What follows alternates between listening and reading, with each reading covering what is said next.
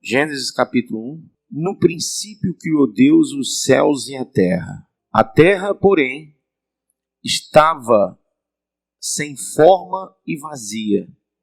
Havia trevas sobre a face do abismo e o Espírito de Deus pairava sobre as águas.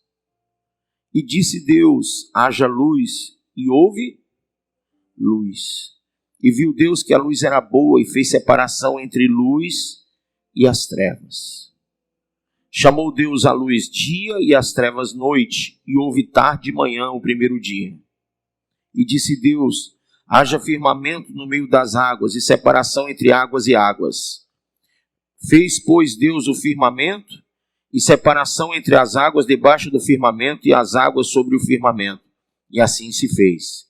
E chamou Deus ao firmamento os céus, e houve tarde e manhã o segundo dia.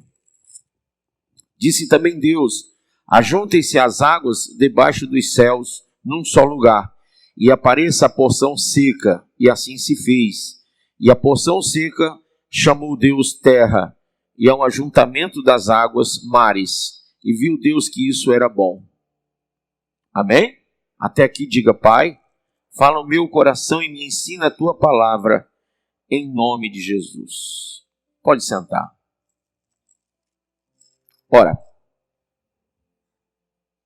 o caminho para você compreender Deus é você compreender a criação de Deus. Quando você compreende a criação de seus pais, você compreende seus pais, não é assim? Como é que você define seus pais? Pela criação que eles lhe deram, não é verdade? Sim ou não? E a criação de Deus define Deus. Tudo que Deus fez, ele disse: isso é bom. Porque Deus não faz nada ruim.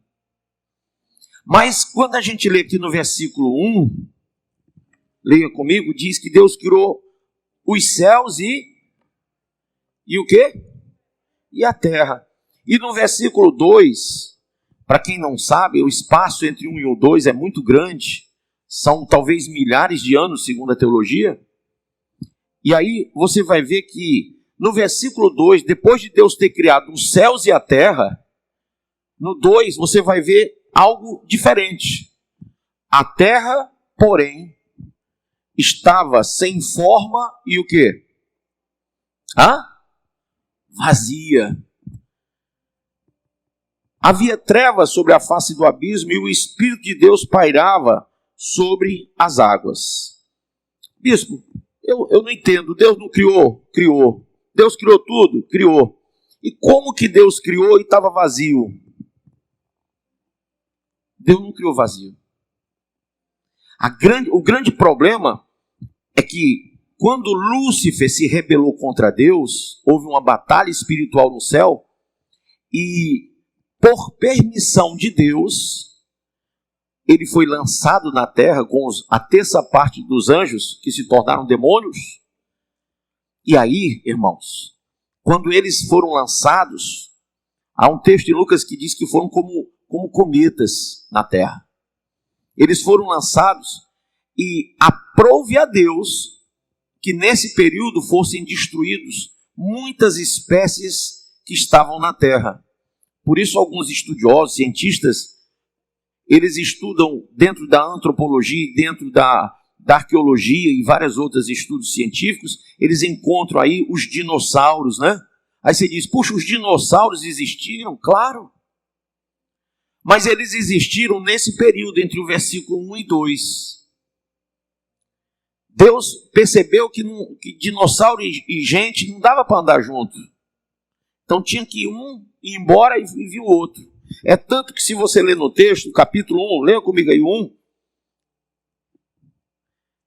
versículo de número 26. Foi só ali que Deus criou o homem. Lá no 26, Deus disse: façamos o homem a nossa imagem, conforme a nossa semelhança. Amém? Tenha ele domínio sobre os peixes do mar, sobre as aves do céu, sobre os animais domésticos, sobre toda a terra e sobre todos os répteis que rastejam pela terra. Você imagina o homem dominando o dinossauro? Então Deus, na sua inteligência, resolveu então que não dava para habitar junto. E ele permitiu. Não é que o diabo destruiu. O diabo, ele não teria autoridade nenhuma para destruir algo que Deus criou. Quem lembra do capítulo lá do livro de Jó, no capítulo 1 e 2, há uma definição clara. Tudo que o diabo fez contra Jó foi permissão de Deus. Então, nem a vida de Jó, nem a saúde, nem os filhos, nem a terra, nem a riqueza poderia ter sido tirado se Deus não tivesse permitido. Diga assim, Deus tem um propósito. Que muitas vezes nós não entendemos, mas Deus tem um propósito. E aí eu quero falar sobre esse Deus que tem propósito na sua vida, em todas as áreas, e acima de tudo para salvar sua alma. No capítulo de número 1, diz, verso 2, a terra, porém, estava sem forma e vazia. Irmãos, é algo intrigante porque eu posso provar na Bíblia, textualmente, que Deus, quando criou a terra, ela não estava vazia. Aí você diz, então, um versículo diz uma coisa e outro diz outra, então está havendo contradição? Não. O princípio da hermenêutica bíblica é que a Bíblia se explica sozinha. Então não é isso. E qual é o problema? Voltando para o versículo 1, Deus já tinha formado a terra. Do versículo 1 para o 2, ataque espiritual. Diga ataque espiritual. E por permissão de Deus, a terra foi destruída em muitas coisas. Muitas coisas que haviam sido criadas foram dizimadas. E nesse momento de destruição, a Bíblia diz que o Espírito de Deus pairava sobre a face das águas. Amém? O Espírito de Deus pairava sobre a face das águas. Abra, mas não desmarque Gênesis 1. Abra sua Bíblia em Isaías, o profeta, capítulo 45 e versículo 18. Eu vou fazer com você algo que você precisa, sabe, você precisa aprender mesmo de vez. Deus, ele nunca faz nada sem um propósito. Às vezes a gente não entende por que o casamento está vazio, por que a vida espiritual está vazia, o coração está vazio. Deus não te criou vazio. Deus não te formou vazio. Deus não te fez defeituoso. Tudo que Deus fez, ele disse, isso é bom. Amém? E quando ele foi fazer o homem, ele disse, façamos o homem a nossa imagem e a nossa semelhança. Então, assim como Deus é Pai, diga Pai, Filho e Espírito Santo, o homem também foi feito trino, corpo, alma e espírito. Deus fez o homem à sua semelhança. Agora importa que você entenda bem direitinho que por um ataque espiritual, muitas coisas do versículo 1 ao 2 mudaram. E talvez, irmão, você não perceba, mas o propósito da cruz é que você seja cheio do Espírito Santo, que a sua vida seja cheia de bênçãos de Deus, que você tenha um coração cheio de alegria. A Bíblia diz que a alegria do Senhor é a nossa força. Mas, bispo, por que eu estou vazio então? Você tem sofrido ataques do inimigo, bombardeios espirituais. Mas eu te trouxe uma novidade. Deus não te formou vazio. E Deus não te quer vazio. Amém? Vamos ler então Isaías 45, 18? Porque assim diz o Senhor, olha que coisa linda, que tem criado os céus, o Deus que formou a terra e a fez. Ele a confirmou, não a criou vazia. Olha aí, não a criou vazia, mas a formou para que fosse habitada. Eu sou o Senhor e não há outro. Não falei em segredo, nem em lugar algum escuro da terra. Não disse à descendência de Jacó, buscai-me em vão. Eu sou o Senhor que falo a justiça e anuncio coisas retas. Então, quando Deus te chamou para ser filho dele, através de Jesus, a Bíblia diz que todos aqueles que creram se tornaram filhos de Deus. Amém? Quando a proposta veio na cruz, a proposta da cruz é que você que estava afastado de Deus, no vazio da destruição moral, no vazio da destruição espiritual, que você fosse novamente trabalhado por Deus. Então essa terra, no versículo 1 foi feita de uma forma, no versículo 2 já foi trabalhada novamente. E essa é a proposta de Deus.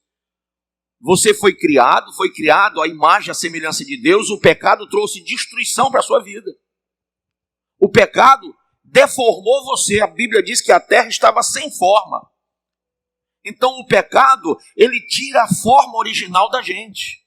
O pecado, ele quebra o propósito original, que é: façamos o homem à nossa imagem, à nossa semelhança. Você foi feito por Deus para glorificar o Senhor. Você não foi feito mortal, você foi feito imortal. Você foi feito eterno e não uma pessoa que tem 70, 50, 80 anos de vida. A proposta de Deus era algo maravilhoso, mas o pecado adâmico, o pecado da queda do homem, fê-lo se tornar diferente. O pecado trouxe a morte, Romanos 6, 23. O pecado trouxe uma deformidade moral. O pecado traz uma corrupção. Então, na geração adâmica, nós somos corrompidos pela decisão de Adão.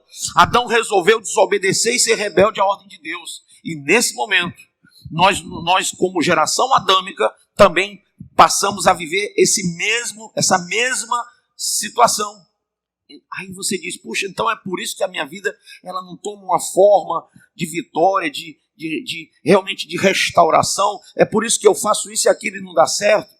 Irmãos, do mesmo jeito que Deus refez o seu projeto, no versículo 2 em diante, Deus vai pegar aquilo que Ele permitiu que fosse destruído, Ele permitiu, Ele vai pegar e vai fazer algo tremendo.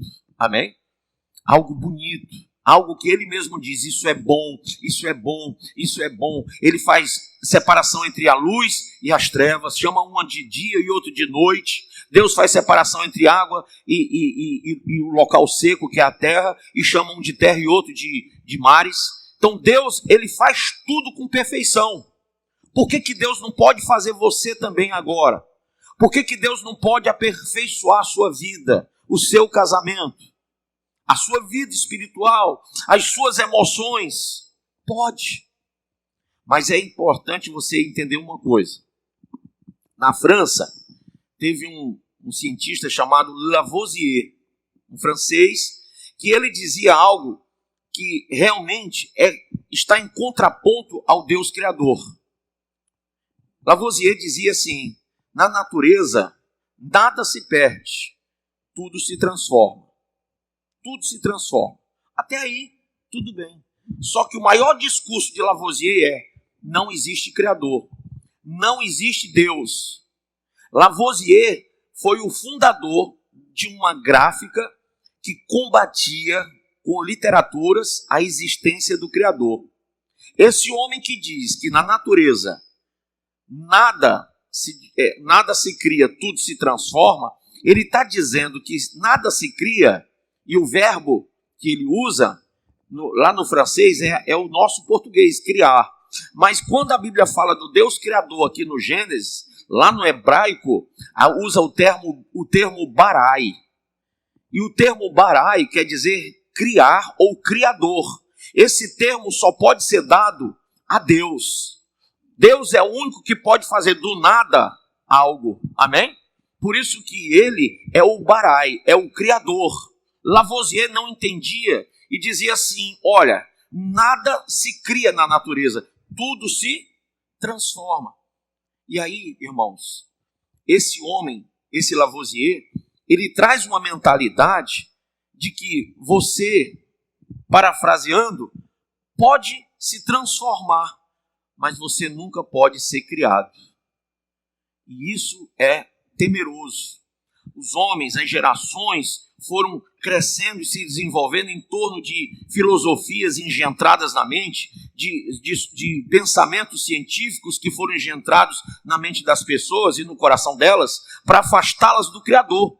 De forma que você, que é um reflexo da criação dos seus pais, você que concordou comigo que seus pais, eles realmente, se vocês querem conhecer os pais, basta entender a criação que deram a vocês e vocês vão identificar os pais de vocês. Deus, ele é identificado também pela qualidade, pela perfeição da criação que ele fez. Infelizmente, o homem rejeita criação, o Criador. O homem se afasta do propósito majoritário, que é entender que Deus é Deus. Que Deus, do nada, faz tudo o que você vê. Amém? Então vamos estudar isso. Diga assim, o caminho para compreender a criação é a fé. Pergunta para o irmão, você tem fé? Então abre em Hebreus 11. Hebreus capítulo 11. Hebreus, segundo alguns teólogos, escrito por Paulo, outros dizem que não. Eu acredito que sim. Hebreus capítulo 11, amém? Versículo 3, diz assim: pela fé entendemos que os mundos, pela palavra de Deus foram criados. Está falando de cosmos, mundos, foram criados. Os cientistas estudam a astrologia e veem, né, os planetas e etc e tal, mas eles não entendem isso aqui, ó. Os mundos foram criados pela palavra de Deus. Amém? Diz assim, de maneira que aquilo que se vê não foi feito do que é aparente. Então, a Bíblia está dizendo o contrário, está dizendo, Lavoisier, você é um mentiroso. Você é um mentiroso. Você disse que na natureza nada se cria, tudo se transforma. Mas a Bíblia diz que tudo que há foi feito de algo por alguém que não é aparente. Deus criou tudo. Mais ainda, no original grego diz que tudo que há foi feito daquilo que não é aparente. Ou seja, foi criado do nada. O Deus Barai está aqui presente nesse texto. Amém? Vamos lá, vamos para frente. Deus criou tudo isso com um propósito. Para que o homem entendesse que Deus poderia, assim como fez a natureza, assim como ele fez os mares e a terra, assim como ele criou tudo que criou, quando ele fez o homem, ele o fez para que o homem glorificasse a ele. Resultado: quando nós nos afastamos pelo pecado, trouxemos para nós mesmos a destruição eterna. O pecado trouxe a morte eterna. Jesus vem para trazer vida e vida eterna, vida abundante. Não é vida cheia de dinheiro não, irmãos. É vida abundante. Se pega muito esse texto para ensinar errado. Quando o Senhor veio, ele trouxe a proposta de resgatar o homem, aquilo, a condição original da criação. Façamos o homem eterno, façamos o homem imortal, façamos o homem puro e santo, façamos o homem com um caráter divino. Vamos dar a esse homem o corpo de glória. Essa é a proposta de Deus. Mas, infelizmente, a Bíblia diz que todos pecaram e destituídos foram da glória eterna. Então, em Cristo Jesus, nós somos resgatados para voltarmos para essa glória. Amém? Para voltarmos para essa glória. Continue comigo. Vamos lá. Fomos gerados, segundo o texto de Paulo, em Coríntios, e também Tito escreve lá no capítulo 3, verso 5, sobre a formação do Espírito Santo em nós. Abra em Tito capítulo 3, no Novo Testamento, versículo de número 5. Podemos ler?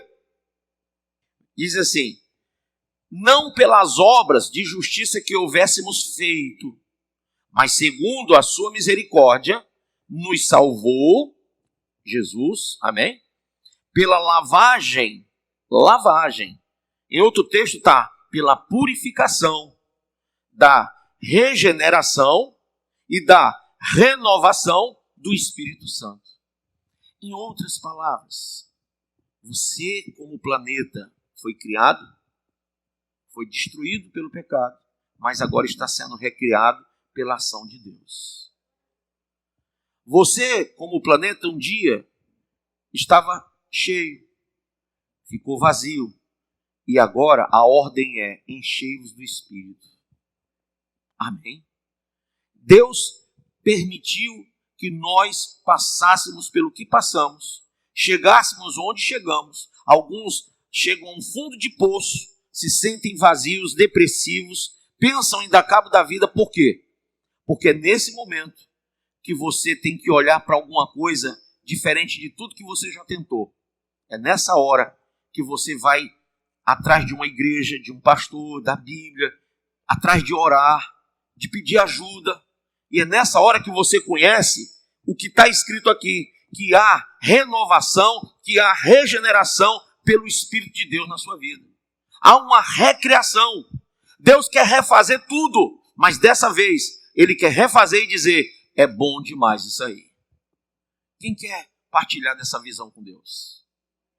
Quem quer viver uma vida cristã boa, agradável e perfeita? Olha a proposta, Romanos 12. Boa, versículo 1, agradável e perfeita. Essa é a forma de Deus criar o homem. Essa é a forma de Deus reformar a nossa geração. Essa é a maneira de Deus dizer: há solução para a sua vida. Porém, lembre-se, tudo que aconteceu e que acontece na sua vida é resultado daquilo que te destruiu, o pecado.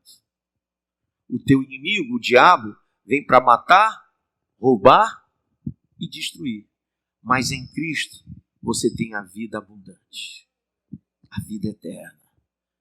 Você pode ter caído em várias mazelas, mas eu vou te explicar uma coisa. Deus não criou a prostituta. Não. Deus não criou o homossexual. Deus não criou a lésbica. Deus não criou o mentiroso. Deus não criou o alcoólatra. Deus não criou nenhuma das pessoas que estão na prática do pecado. Deus não criou nada disso. Então, bispo, Deus rejeitou essas pessoas todas? De forma alguma. Isso tudo aconteceu porque abandonaram o Criador. Romanos capítulo 1 e 2, a Bíblia diz que por causa das pessoas terem praticado essas coisas, Deus os entregou às paixões infames, porque resolveram seguir a criatura em vez do Criador. Amém? Então, quando você resolve seguir as coisas do mundo, em vez de seguir aquele que criou os planetas, quando você se afasta do Deus Criador, do Deus que pode fazer algo grande na sua vida, que pode fazer do nada tudo o que você precisa, o único que pode pegar aquilo que você acha que não tem mais jeito e dar um sentido lógico, quando você se afasta dele, o resultado é destruição, é vazio total. Mas quando você se aproxima dele, você começa a acender a luz. Lá no finalzinho do túnel, você começa a perceber. Porque a Bíblia, ela tem uma proposta de renovação, de regeneração, de transformação para aquele que quer ser realmente reestruturado por Deus. Vamos para frente aqui. Veja comigo. Quando você ouve a palavra, ela separa você como Deus separou luz e trevas. Aqui em Hebreus 4, abra aí Hebreus capítulo 4, versículo de número 12. Porque a palavra de Deus é viva e eficaz, e mais penetrante do que espada alguma de dois gumes, e penetra até a divisão da alma e do espírito. Alma e espírito. Olha, a filosofia grega demorou muito tempo para descobrir isso.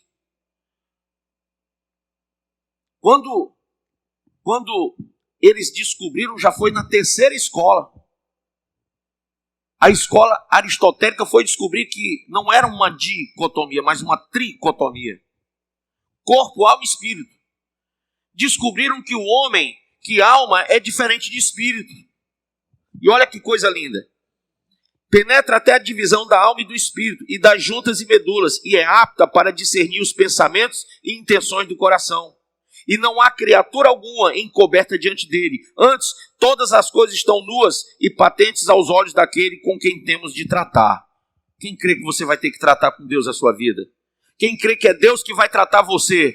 É Deus que vai tratar a sua vida em todas as áreas. É com Ele que você tem que tratar. Porque a palavra de Deus vai entrar na divisão entre alma e espírito e vai fazer divisão entre luz e trevas. Segunda coisa, a palavra de Deus, segundo Paulo escreveu aos Filipenses, no capítulo de número 2, abra aí Filipenses 2, versículo de número 2, versículo de número 16. Podemos ler? Aliás, antes do 16, por favor, leiam comigo. O 12 diz assim: de sorte que, meus amados, assim como sempre obedecestes, não só na minha presença, mas muito mais agora na minha ausência, assim também operai a vossa salvação com temor e tremor, porque Deus é o que opera, diga, Deus é o que opera em vós, tanto o querer como o efetuar, segundo a sua boa vontade. Quem crê na boa vontade de Deus? Deus é que opera, Deus é que faz mudança, Deus é que quer trazer a você soluções, Deus quer trazer regenerações, renovações, para que você saia desse culto hoje com a cabeça erguida. Bispo, eu vim derrotado, mas você vai sair com a cabeça erguida. Diz a palavra de Deus, ainda aqui no versículo de número 16, retendo a palavra da vida, para que no dia de Cristo possa gloriar-me de não ter corrido em vão, nem trabalhado em vão. Então, eu tenho certeza que a única coisa necessária para que Deus possa operar em nós é reter a palavra da vida. Terceiro ponto. A Bíblia, diga a Bíblia, a palavra de Deus, ela é poder. Paulo em Romanos 1 disse: não me envergonho do Evangelho, pois é o poder de Deus para a salvação do homem. É o poder para a salvação. Lá, no Salmo 119, versículo 140, diz uma coisa muito interessante pelo salmista e profeta Davi. Olha só o que diz, ó. Salmo 119, versículo de número 140. Leia comigo.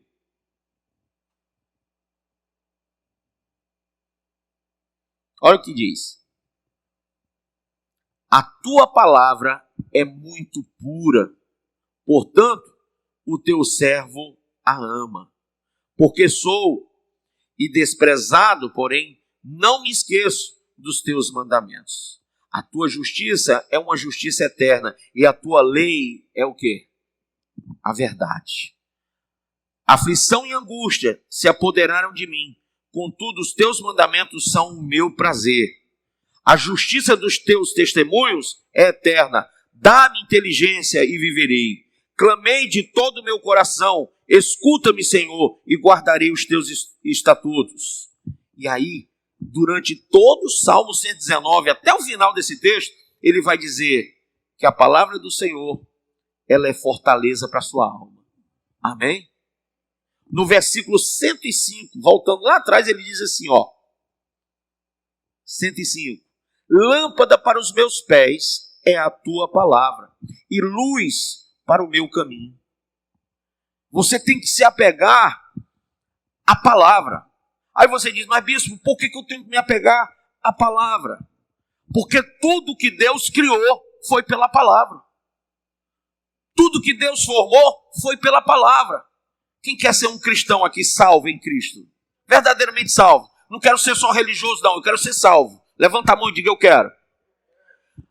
O salvo é criado pela palavra. A proposta da cruz é fazer com que você seja salvo. Mas você não vai ser salvo se não for pela palavra. Assim como Deus criou o que criou pela sua palavra, Hebreus fala no capítulo 11, que tudo foi criado por ele, pela sua palavra, assim também a salvação, a formação, toda o propósito criador de Deus lá no Antigo Testamento e agora salvífico no Novo, é pela palavra. Bispo, a minha vida é sem forma e vazia. Mas pela palavra ela vai ser cheia do Espírito e ela vai ser formatada em um futuro, em um presente totalmente distinto do que você estava resguardado para ser. Você um dia se colocou de uma forma tão abusiva e tão contrária a Deus, tão lavosiana, que você não acreditou que Deus podia criar coisas grandes daquilo que você não enxerga com os seus olhos. Por isso que na mesma palavra diz que a fé é o firme fundamento do que eu não vejo, mas é a prova viva do que eu espero. Então quando você diz, olha, eu não tenho solução, Deus diz, eu tenho. Mas você tem que crer. Eu tenho solução, eu tenho tudo, mas você vai ter que crer. Bispo, crê em quê? Crê na palavra. Crê na palavra. Você está aqui para ter um caráter novo, para ser regenerado, mas você vai ter que crer na palavra. Crente que só sabe dizer aleluia, glória a Deus, cantar música na igreja e não acredita no que a palavra, no poder da palavra, jamais vai ser salvo. Jamais vai ser salvo. Você tem que viver, quando a palavra diz assim, abstende-vos da aparência do mal. 1 Tessalonicenses 5:22. O que é que você tem que fazer? Se afastar do que é mal. Quando a Bíblia diz que o ímpio deixa o seu caminho e o injusto, a sua injustiça, o que você tem que fazer? Deixar o mau caminho e deixar a injustiça. Quando a palavra diz que o Senhor é o nosso pastor e não nos faltará, você tem que entender o texto pelo original. Ele não está dizendo que você é filho de Deus e nada vai te faltar, não. Ele está dizendo que Ele é o teu pastor e Ele jamais vai faltar na tua vida. Se faltar comida, Ele continua sendo teu pastor. Se faltar moradia, Ele continua sendo teu pastor. Ele continua sendo o seu Senhor. Ele continua sendo o seu Salvador. Quando faltar qualquer coisa, Ele está lá com você. Na mesma situação que você se encontrar, Ele vai estar do teu lado. Quem entendeu isso? Quantas vezes você disse, olha, mas lá em Mateus capítulo, em Salmo capítulo 23, diz que o Senhor é meu pastor e nada me faltará. Tradução errada. Tradução errada do original. O texto original diz que Ele é o teu pastor e não te faltará. Amém? E não te faltará. Deus nunca vai faltar. Quando você clamar, Jeremias 33, versículo 3, clama a mim e responder-te-ei. Deus está lá para te responder. Deus está lá para te dar uma vida nova. Deus está lá para transformar os teus dias. Deus está lá para renovar o teu casamento, a tua família. Deus vai estar sempre disposto a, no teu vazio, no teu nada, fazer coisas grandes. Mas você precisa crer na palavra de Deus. Quem entendeu até aqui? Essa palavra é rema para a sua alma? Você consegue extrair dela a solução? Porque só o Espírito Santo faz com que você entenda o propósito de Deus.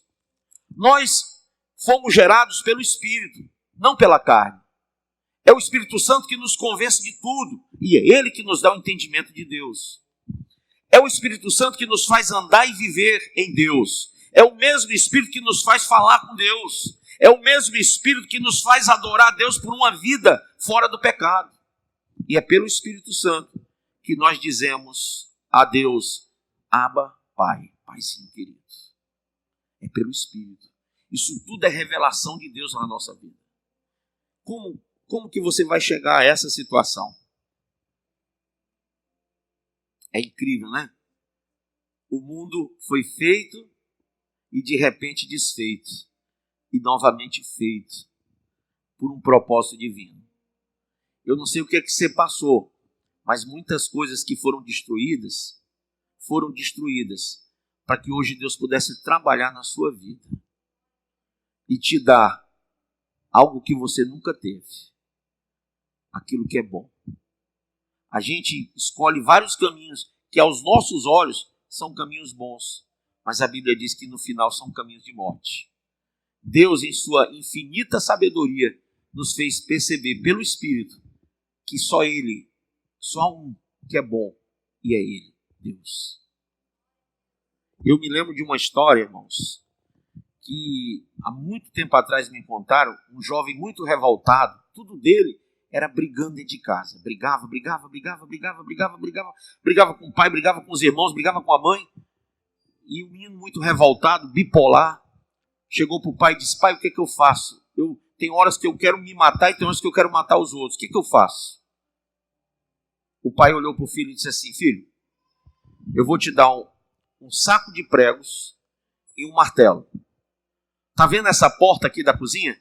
Sim, senhor.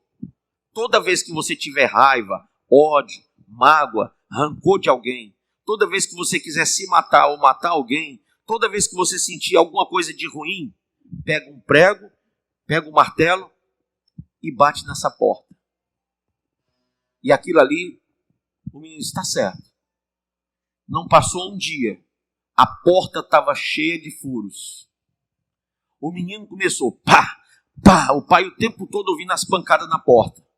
Todo mundo que chegava para falar com o menino, ele se revoltava. E aí ia para a porta e batia com um prego na porta. Final de uma semana, a porta estava quase caindo no chão.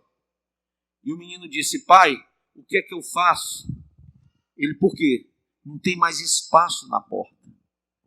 Eu já preguei todos os pregos, já arranquei os pregos, já preguei de novo e não tem mais espaço. Já preguei dos dois lados da porta. O que eu faço para mudar esse meu gênio? O pai disse: faz o seguinte, conserta a porta. E o menino olhou e disse: pai, o senhor está ficando doido. O senhor não disse que eu furasse a porta toda vez que eu tivesse uma raiva? Pois a porta está um furo completo. Está cheia de buracos. E o pai disse: você consegue consertar essa porta? Ele disse: não consigo. Então você vai ter que ir atrás de uma pessoa que é especialista em madeira.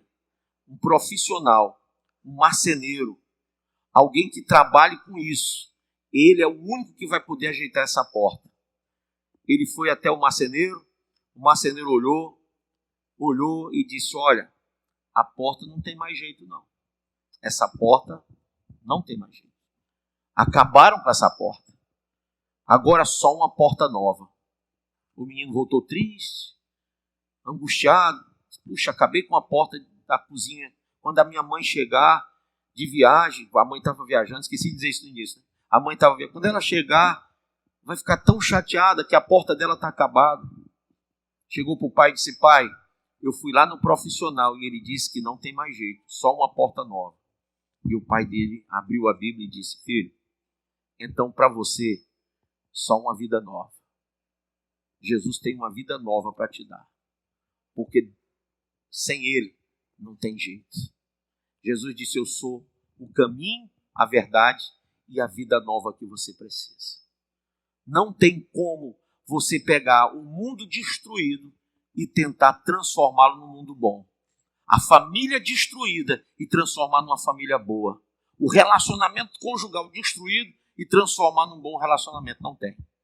Mas se Cristo entrar na sua vida, se Ele te der aquilo que é novo, você vai ter tudo o que você perdeu e da melhor forma.